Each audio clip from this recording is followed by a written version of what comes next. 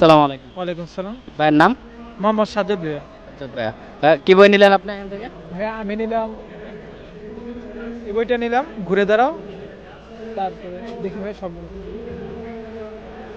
উত্তরসূরি আরিফুল ইসলামের বইটা নিলাম। আর এদিকে আপনার সাইকোলজি ইসলামিক দৃষ্টিকোণ, এটা হচ্ছে সিফাতি মোহাম্মদের, যেটা ডক্টর আয়শা হামদাদের সিফাতি মোহাম্মদ অনুবাদ করেছেন, তাই তো? অনুবাদ করেছে। সম্পাদনা ডক্টর শামসুল আরিফিন, সত্যি নাকি? সত্যি ভাই। ভাইয়া আপনার প্রিয় বই কোনটা? প্রিয় বই অবশ্যই আরিফ আজাদের সবগুলো আর কি।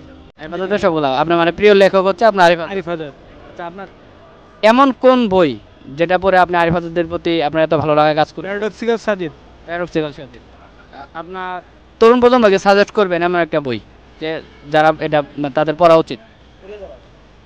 অবশ্যই আপনার যদি বলেন যে তরুণ প্রজন্মদের জন্য প্যারাডক্সিক্যাল সাবজেক্টটা দরকার আছে অবশ্যই। এছাড়া ওনার অন্য যে বইগুলো আছে এটা দেখা দরকার। এবং বর্তমান যে আপনার মুসলিমদের জন্য ডক্টর শামসুল আরিফিন শক্তি মুমিনের যে কেরিয়ার, এটা আমাদের জন্য ছেলেদের জন্য খুবই দরকার। এটা এই বইটা পড়া উচিত সবার জন্য। মুমিনদের কেরিয়ার কেরিয়ার কার লেখা?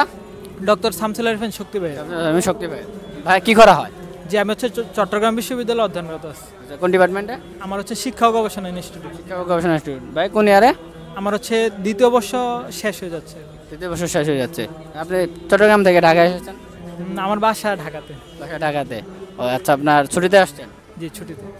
ঠিক আছে ভাই, ধন্যবাদ। আসসালামু আলাইকুম। আপনার জন্য আমাদের কাছে ছোট একটা উপহার। সেন্টার